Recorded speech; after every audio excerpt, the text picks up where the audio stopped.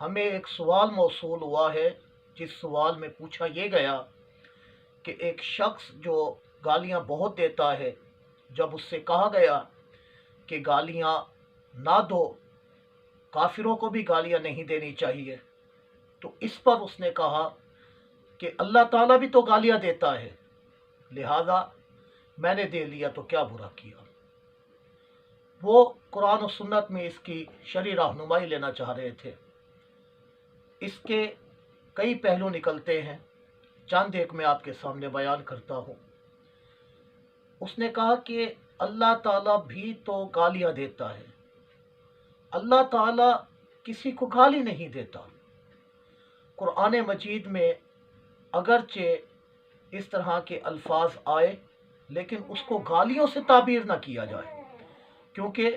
خالق کائنات جل شانہ ارشاد فرماتا ہے لِتَفْتَرُوا عَلَى الْكَذِبِ، کہ وہ اللہ تعالیٰ پر جھوٹ باندھتے ہیں۔ کون لوگ؟ کہ ان الذین یفترون علی اللہ الکذب، کہ بے شک وہ لوگ کہ جو اللہ تعالیٰ پر افتراء کرتے ہیں تو لا یفلحون، وہ فلاح نہیں پائیں گے، وہ کامیاب نہیں ہوں گے، وہ کبھی بھی منزلت نہیں پا سکتے۔ تو خالق کائنات جل شانہ بھلا کیسے گالیاں دے سکتا ہے؟ وہ گالیاں نہیں دیتا، بلکہ وہ تو اپنے حبیب صلی اللہ علیہ وسلم پر ہونے والے اعتراضات کا جواب اس طریقے پر دیتا ہے کہ لوگوں کے حقائق، بندوں کے حقائق، ان کے دلوں کے اندر چھپی غلاظتیں اور ان کی نجاستیں اللہ تعالیٰ ظاہر فرماتا ہے۔ جیسے کہ ایک شخص تھا کہ جس کے بارے میں رب کائنات نے سورہ قلم کے اندر باقاعدہ آقا کریم علیہ السلام کی گستاخی کرنے پر اس کے جو برے اعمال تھے وہ گنوائے، اور فرمایا کہ وہ بے حد قسمیں کھانے والا برا شخص ہے، بے حد ذلیل ہے، تانے دینے والا ہے، چلتا پھرتا چغل خور ہے، نیکی سے روکنے والا ہے، حد سے تجاوز کرنے والا ہے، سخت گناہ گار ہے اور بہت بدخو ہے، حرامی ہے، بعد ذالک زنیم۔ قرآن نے کہا کہ اس کی اصل میں ہی خطا ہے۔ تو یہ تو اس کے وہ حقائق تھے جس کو رب کائنات بیان فرما رہا ہے، اور یوں ہی کافروں کے بارے میں مطلقاً فرمایا اولئک کالانعام، وہ تو جانوروں کی طرح ہیں، بل ہم اضل، بلکہ وہ تو جانوروں سے بھی بدتر ہیں۔ کیوں؟ کیونکہ جانوروں سے پھر کچھ نہ کچھ منافع جو ہے وہ حاصل ہو جاتے ہیں، لیکن یہ کفار جو رب کائنات کے حبیب علیہ السلام کی عظمت کو نہیں پہچان سکے، یہ تو جانوروں سے بھی بدتر ہو گئے۔ تو یہ یہاں پر گالی نہیں ہے، معذرت کے ساتھ خالق کائنات جل شانہ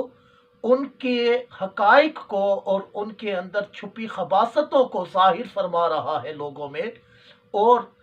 پتہ چلا کہ جو کوئی حضور نبی کریم علیہ السلام کی عظمت پر اٹیک کرتا ہے تو اس کا جواب اس کے مقابلے میں خالق کائنات جل شانہ اپنے حبیب کی عظمت اور شان کو اور اس کی کبریائی اور اس کی بڑائی کو بیان کرتا ہے، جیسا کہ خالق کائنات جل شانہ نے مختلف طریقوں سے اپنے حبیب علیہ السلام کی عظمت کو بیان کیا۔ بہرحال ہمیں اس طرح کی بات نہیں کرنی چاہیے، اللہ ان کے حقائق جانتا ہے۔ جی ہاں، قرآن خود کہتا ہے ان ربک هو اعلم بمن ضل عن سبیلہ، کہ بے شک تیرا رب جو ہے وہ خوب جانتا ہے ان لوگوں کو کہ جو اس کی راہ سے بہکے، جو اس کی راہ سے ہٹ گئے، وَهُوَ أَعْلَمُ بِالْمُهْتَدِينَ، اور وہ تو ان لوگوں کو بھی خوب جانتا ہے جو ہدایت یافتہ ہیں۔ تو خالق کائنات جل شانہ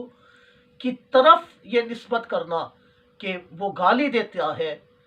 اردو لغت کے اعتبار سے یہ جائز نہیں ہے، بہت سخت کلمہ ہے، بلکہ کفر تک یہ بات جا پہنچتی ہے۔ ایسے شخص کو چاہیے توبہ کرے اور تجدید نکاح کرے اور اس طرح کے الفاظ وہ نہ کہے، کیونکہ خالق کائنات اس سے پاک ہے، منزہ ہے، اور یہ اس کی شان کے لائق نہیں کہ اللہ تعالیٰ جل شانہ کے لیے کوئی اس طرح کی بات کی جائے۔ اور ہم آخر میں استغاثہ پیش کرتے اور آقا کریم علیہ الصلاۃ والسلام سے دعا مانگتے ہیں کہ محفوظ شہا رکھنا سدا بے ادبوں سے، ہم سے بھی سرزد نہ کبھی بے ادبی ہو،